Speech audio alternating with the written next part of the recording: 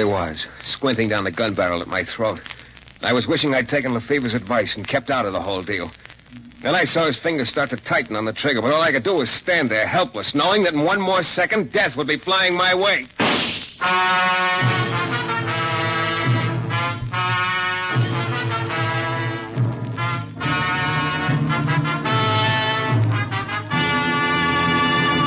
The New Adventures of Michael Shayne, Private Detective, starring Jeff Chandler. Michael Shayne, reckless, red-headed Irishman, is back again in his old haunts in New Orleans. This is your director, Bill Russo, inviting you to listen to another transcribed episode, which we call The Case of the Phantom Neighbor.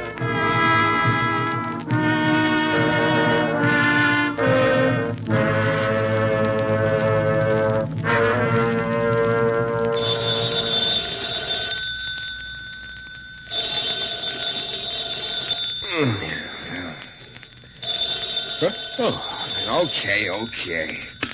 1:15. Great time to be caught. Hello. This Michael Shayne? Yeah, who's this? Anne Griffin, Mr. Shayne. Anne Griffin? Yes, that's right. Who the... No, we've never met before. You don't know me, and I don't know you. I'm in apartment 23 at the Bryant Arms, and I'm sitting here all alone. Oh, well, look. They tell me I'm pretty, Mr. Shayne. They say I have a nice personality. Huh? I wear clothes well. I can play the piano a little. What? I dance, swim, ride, play golf. All in all, I guess I'm a rather desirable person, Mr. Shayne. Look, so you're a real peachy kid. Do you have to wake me up in the middle of the night to tell me about I've it? an awful lot to live for, haven't I, Mr. Shayne? I have a boyfriend named Tom and a car and everything a girl could want. Isn't that fine? Isn't that just fine? Aren't you glad for me? Look, maybe you know what this is all about, but believe me, I don't. Unless it's someone's quaint idea of a joke. A joke? Yes, I suppose it is a joke. A big one. Shall we both laugh together, Mr. Shayne? Oh, now, look, let's both be calm. All I want to know is one simple thing, one little tiny thing. Why did you telephone me? I picked your name out of the book. Wasn't that nice of me, Mr. Shayne? Because now you're lucky. Just think, you'll be the first one to know. Know what? I've just killed a man, Mr. Shayne.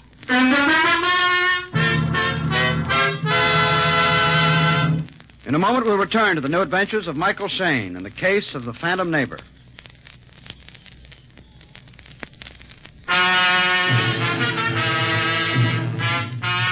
Well, I thought I'd heard just about everything. But when a bitter young lady named Anne Griffin telephoned me at 1 a.m. to tell me she'd just killed a man, I felt like I'd just been slapped in the face with a wet towel. I pulled on my clothes and beat it over to the Bryant Arms. The door to apartment 23 was unlocked. I went in. Anne Griffin was sitting in a chair, staring at the wall. On the floor at the other end of the room, a man lay face down, dead. Hello, Mr. Shayne. Hello, Anne. Thank you for coming. Who is he? Lyle Metcalf. What happened? I'm not sure. What do you mean? I don't know. I don't know. It doesn't matter. He's dead. Dead. No, get hold of yourself, Anne. I guess I killed him. I didn't want to do anything like that. Anne, cut it out. Yes. Now, look, I don't know what you expect me to do, but there's nothing I can do except call the police. Mr. Shayne, you probably won't believe this. I couldn't blame you, but deep inside, I can't believe I killed Lyle Metcalf. I can't believe it. Now, look, Anne, I want you to tell me everything that happened. Don't leave anything out. I'll try to start from the beginning. This is Lyle Metcalf's apartment. I came to see him tonight. He your fiancé, a boyfriend? No. Or... I see. He sent for me, and I had to come. What time did you get here? About 11. Lyle insisted I have a drink with him, and I did. And then I started to feel very strange, sleepy and dizzy. I told him I wanted to walk around and get some fresh air. He didn't want me to leave. I did anyway. You think there was something in the drink? Well, there must have been. What time did you leave the apartment? Oh, maybe 20 minutes after I arrived. Yeah, that'd make it about 11:20. Okay, then what? I'm not sure. I was in sort of a daze. I just wandered around up one street and down another. Now, look, try to remember what you did. I can't. Did you see anyone? Talk to anyone? Wait a minute. Yes, the coffee shop. I went in. I had a cup of coffee. Where was it? I don't remember. Oh, fine. Anything else? Yes, there was a man. He told me his name. I can't remember it. Jimmy, something like that. You talked to him? He talked to me. He followed me for a while, and I just kept walking. And then I didn't see him anymore. I came back here. You don't know who he was or where he is, huh? No. Oh, great. I think... Oh, it's no use. I'm beginning to think you're right, Ann, but let's have the rest of the story. You came back here to the apartment. Yes, it was a little before 1. You're sure of that? I think I remember looking at my watch. You think? Look, Ann, you've got to do better than think. Well, I'm trying. I had a splitting headache. Yeah, sure, no. All right, go ahead. I opened the door and I walked in. That's it. What do you mean, that's it? Well, that's the last I can remember. What? Yes, everything just sort of went black. Then after a while, I realized I was lying on the floor with a gun in my hand. There in front of me was Lyle. He was dead. Well, I don't know what to say, Ann. It's not exactly a convincing story. I know. Hey, wait a minute. What is it? Look, did you telephone me as soon as you realized what had happened? Yes, why? You called me at 1:15. You probably didn't black out for more than a few minutes. That'd make the time of death not more than half an hour ago. But Metcalf looks to me like he's been dead considerably longer than that. What do you mean, Mr. Shayne? I don't know. Maybe nothing. Ann, turn your head to the side a little. Huh? Turn it. Well, That's it. what's the matter? Sort of a welt behind your left ear. Well, why... Oh. Yes, there is. Any idea how you collected that? No. Well, I told you I had a splitting headache while I was wandering around the streets. I think I remember stumbling and falling once, but I'm not sure. Well, it's just my luck to get mixed up with you, I guess. Of all the private detectives in New Orleans, you had to call me. What do you mean? I mean, I could easily qualify for Cluck of the Year for doing what I'm about to do. I don't understand you. It's not surprising. I'm not sure I do either. Well, come on. I'm going to report it to the police, and then you and I are going to try and find one of the people who saw you wandering around. Oh, but Mr. Shayne... Yeah, I am. I'm just soft enough to hope there's a chance you didn't kill Metcalf after all. Sure, I should have had my head examined. But I called police headquarters, and then Ann and I started out. And it was a losing proposition. We wandered around for a while, and she did find the coffee shop where she'd been before.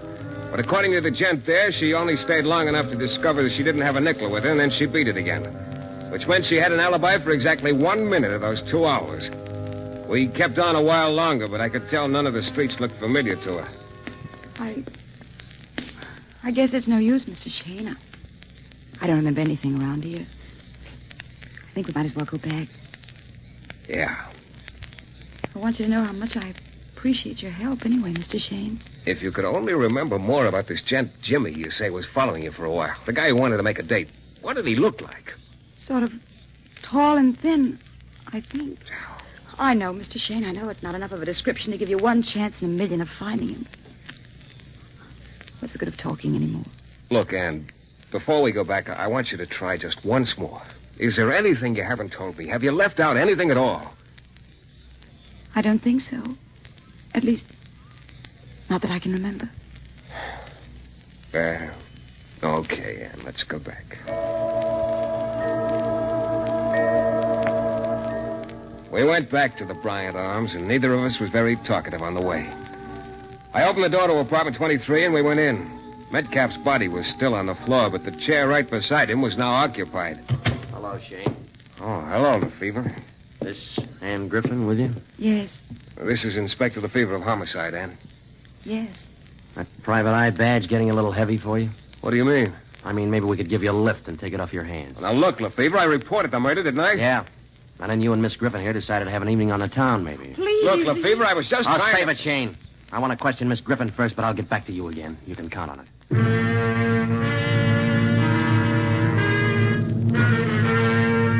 Lefevre questioned her, and she told him the same story she'd given me. About that time, the coroner arrived, and they took the body away. Finally, Lefevre motioned to Sergeant Dykes to take Ann to headquarters. She got to the door with him, then she stopped. Goodbye, Mr. Shayne. Goodbye, Ann. Thank you for everything. Okay, Shayne, now let's have it. Let's have what? The reason you thought you had the right to start running this case. Oh, look, Lefevre, I wasn't trying to run the case. No, of course you weren't. You just waltzed off with the chief suspect, that's all, but you weren't trying to run the case. You weren't interfering with the police at all. Now, look, don't try to pin anything like that on me. I reported the killing. I haven't withheld any evidence, and I brought your suspect back. Yeah. And you beat your deadline by exactly 5 minutes. My deadline? I had a warrant for your arrest in front of me. Next time I'll sign it, remember that. Okay, Lefevre, okay. So maybe what I did wasn't smart, but I think Ann's innocent. Yeah. Well, sure, her story sounds a little weak, but I think she's telling the truth. A little weak. Shayne, a gentle breeze would blow that story over and nothing flat. But that part about going into coffee shop's the truth. I talked to the guy. Oh, sure you did. She's got an alibi for 1 minute out of 120. This guy who followed her, if we could find him, maybe... Shayne. Look, what was the time of the death? We think between 11:30 and midnight. But she said he followed her for quite a while. Maybe it was for that half hour. Maybe there was no Jimmy at all, Shayne. I think you're wasting your time. Look, Lefevre, I don't get hunches often, but I've never had a stronger one than this. Well, don't try to do business on hunches, Shayne. You'll go broke fast. I tell you, Anne's innocent. I'm going to prove it to you. Where is he? Where is the policeman? Well, I guess you mean me, sister. Who are you? I am Suzanne. Lyle Metcalf, the one who was murdered. He was my man. Yeah? I saw them take his body away. They told me what had happened. Well, I take it easy. It was she who did it, that woman. What, Anne? How do you know? I knew she was coming to see him tonight. I waited outside. I watched her. She was coming to see my Lyle. I saw her arrive. Then she came outside and down the street, but 5 minutes later, she came back. You're sure about that? Of course I am sure. She went back into the apartment. She did not come out until the policeman brought her out a few minutes ago. She killed him. She killed my Lyle. All right, Shayne. Look, Like I say, you've been wasting your time. But maybe there's still a chance. No soap, Shayne. It was a nice try, but you just lost yourself a client.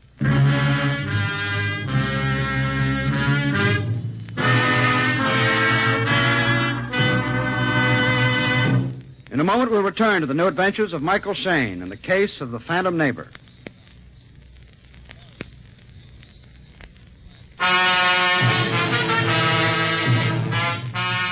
It all started when a girl named Anne Griffin called me over to Lyle Metcalf's apartment a little after 1 a.m.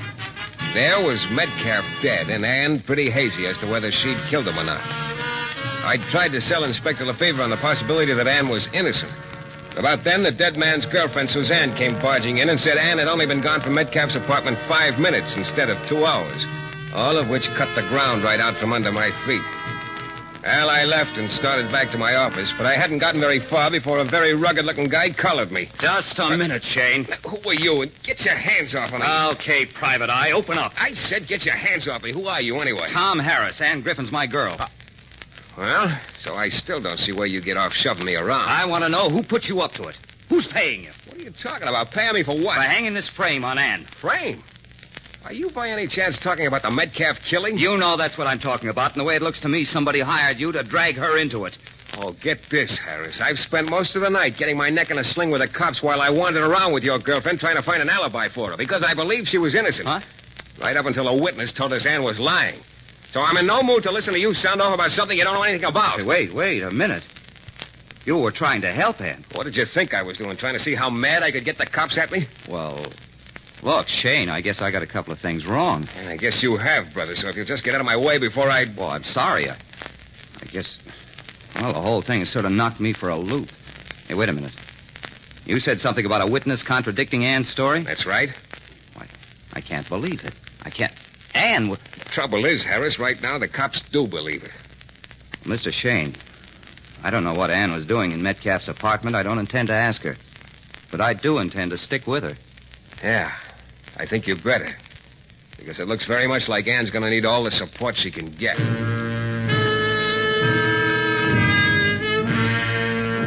I left him standing there looking slightly sick. And I went home to bed. I was going to forget the whole thing. Matter of fact, I spent the rest of the night trying.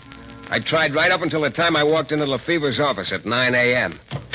Now, Shayne, don't tell me that you still Look, think Lefevre, all I want to do is ask a couple of questions. Okay. Ask. Who was Lyle Metcalf, and what did he do for a living? He was a gambler. Incidentally, he was killed with his own gun. Oh? Well, who did he run around with? Usual crowd. Eddie Zernial, a couple of lesser lights. Eddie Zernial, huh? Nice boy. Yeah. Rumor is that Metcalf had been pretty lucky lately. You won him big, huh? Anyone know who he'd won from, or whether he'd been able to collect? No. Well, look, maybe that could have something to do with it. Maybe somebody paid off Metcalf with a slug instead of dough. Someone like Zernial. Well, it's a pretty theory, Shayne, but it doesn't have anything to do with the fact that Ann Griffin's our number one suspect. Okay, but maybe you won't mind if I sort of nose around a little. Still wasting your time, huh? No, I don't mind. Thanks, Lefevre. Just put it down. I happen to have a little time to waste. My first stop was at Eddie Zernial's, Metcalf's gambler friend. Zernio was alone at his desk with a polite smile on his face and a coin in his hand. Call it, Shayne. Heads. Tails. Tails it is. Lyle Metcalf got himself killed last night, Zernio. Or maybe you already knew that. Call it. Tails. Heads. I read the paper, Shayne. Metcalf a friend of yours? Heads. Tails. You don't call him so hard, do you? Maybe I'll get better. I asked you if Metcalf was a friend of yours. I already told 2 cops he was. So I'll tell you, too.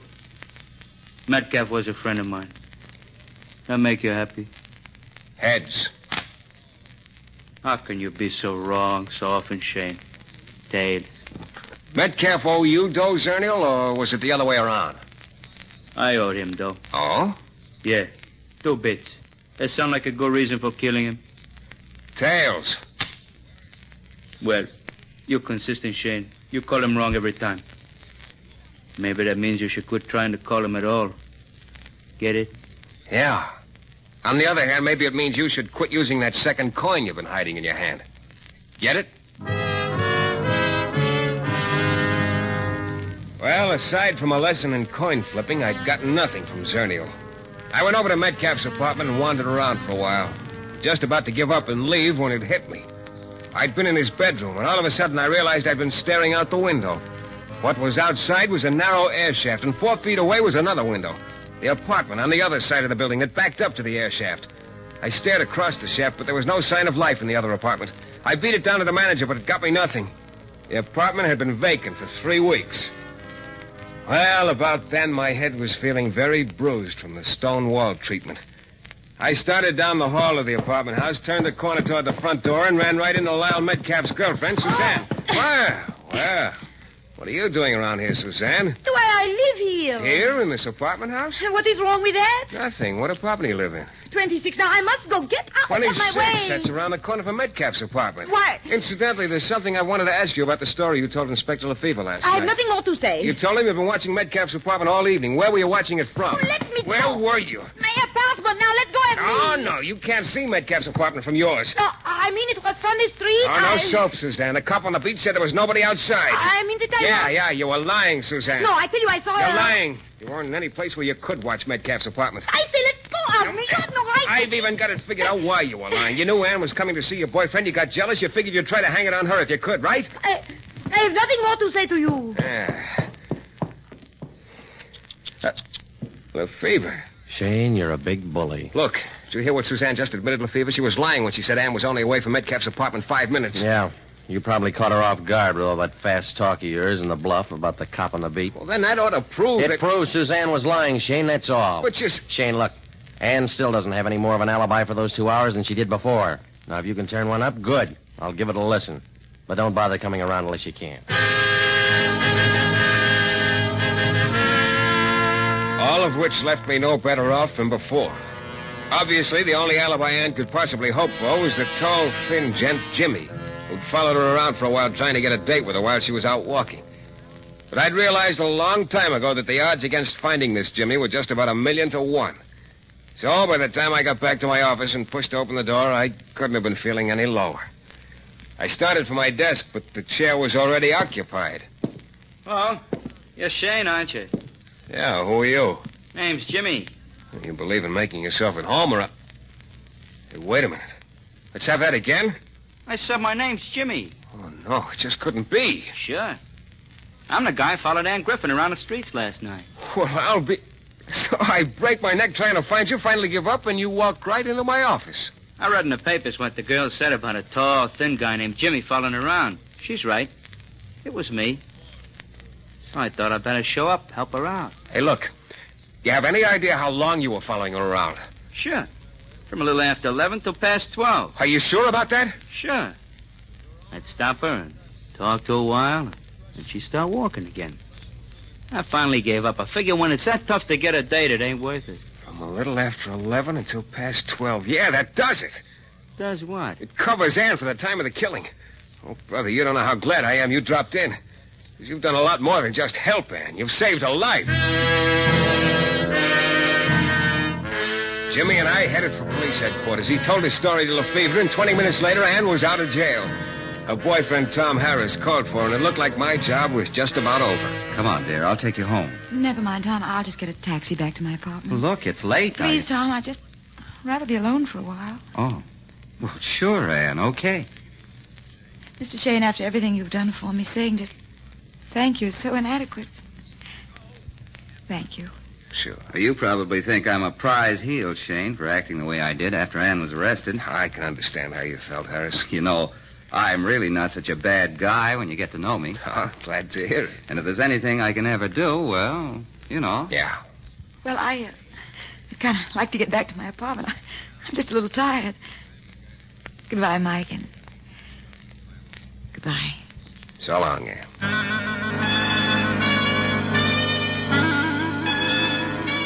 Tom put her in a taxi, and then he got in his car and drove away. I just stood there in the shadows, feeling tired, being glad that Ann was in the clear. I was just about to start for my car when a black coupe passed by, going slow. It looked like the coupe was following Ann's taxi. The guy in the coupe was Jimmy, the witness who'd cleared her a few minutes ago. All of a sudden, I got a real shaky feeling about Ann. I got in my car and followed Jimmy. He pulled up in front of Ann's apartment and went inside. 2 minutes later, I followed. I climbed the stairs, went down the hall, and stopped in front of Ann's door. I could hear voices. Then I heard Ann say, "It's all I've got right now." I opened the door fast. There were Ann and Jimmy, and Ann had some money in her hand. What are you doing here? Well, so it's payoff time, hey, Ann? Oh, Mr. Shayne, Congratulations, baby. You had me fooled, but good. I know what you're thinking, but you're You wrong. really made a sucker out of me. So you're the one who owed Metcalf, though. You killed him, then hired Jimmy here to be your alibi. That's not true. You've got to believe me. No. Look, baby, it doesn't matter whether Shayne believes you or not. He's checking out as of now. Huh? Yeah. I got a real nice setup here, Shayne. You and nobody else is going to spoil it for me. This gun is going to make sure you don't. Right now.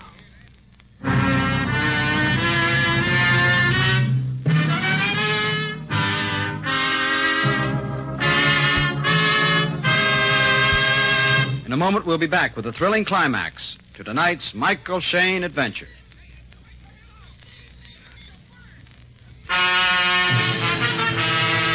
Well, there I was, in Ann Griffin's apartment, with Jimmy, the bought and paid-for witness, squinting down the barrel of a gun at me. I was wishing I'd taken Lefevre's original advice and kept out of the whole deal. I saw Jimmy's fingers start to tighten on the trigger, but all I could do was stand there, and then... Hey, what happened? Somebody shot Jimmy. Mr. Shayne, the door behind you. Huh? Tom! Yeah. Tom. Wait a minute. I don't get it. I was trying to tell you, Mr. Shayne. It's Tom. Tom is the killer. What? I just found out a couple of minutes ago. Oh, now, look. She's right, Shayne. My dear little Ann is right. So you're the one who owed Metcalf the dough, Harris. I didn't know that then, Mr. Shayne. When Metcalf called me, he told me Tom was in trouble with him, and I could help by coming to Metcalf's apartment. But then when he put something in my drink, I knew I had to get out of there in a hurry. Wait a minute. I don't quite get where this guy Jimmy fitted into the deal. He followed me while I was walking around. That was the truth. But what I didn't know was he followed me back to Metcalf's apartment. He started to leave, but then he saw someone crawling across the air shaft out of Metcalf's apartment. Namely, me. Well, I guess when Jimmy read the newspaper the next morning, he could piece together what had happened.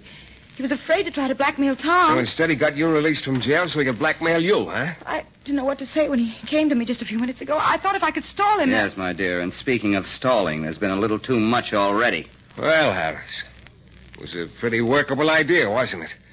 You watched Metcalf's apartment from across the air shaft. When Ann left, you crawled across and killed Metcalf. Then when Ann came back, you knocked her out and put the gun in her hand. Look, I said there'd be no more stalling. You know, Harris, you told me a little while ago you weren't such a bad guy when I got to know you. Don't come any closer, Shayne. You were right. You're a real keen kid. Framing your sweetheart for a murder you'd committed. Get back, Shayne. Get back. He was still standing in the doorway with the door half open. It was now or never. I dove in low, hit the door, and it crashed into his gun arm. A slug whistled past my left ear. I brought my fist up and connected with the gun. It flew out of his hand and across the room. He turned and ran down the hall. I pounded after him. He went down the stairs 3 at a time and increased his lead. Then just as he got to the bottom and headed for the front door, a foot shot out of the shadows and hooked his ankle. He spread-eagled in the air, came down hard, and lay still. Lefevre. Yeah, he was really in a hurry, wasn't he? Yeah, he had good cause to be. Well, it just goes to show you, Shayne, never hurry. Harris probably got a broken nose right now because of that. Yeah, that'll be the least of his worries from now on. He's your killer, Lefevre. Well, now, that's real interesting. Anything in the way of proof? Yeah, but why don't you find out for yourself? What do you mean? Well, after all, I'm just a guy who's been trying to run the case, interfering with police, and wasting my time, remember? Oh, now, look, So just Shayne. go right ahead. Shayne, Me, I've got some more time to waste. This time it's going to be in bed. Shayne! Good night, Dreamboat. This is your director, Bill Russo, again. Our story is based on characters created by Brett Halliday and written by Bob Wright. The music is composed and conducted by John Duffy, and Michael Shayne is portrayed by Jeff Chandler. The New Adventures of Michael Shayne is a Don W. Sharp production, transcribed in Hollywood and distributed exclusively by the Broadcasters Guild.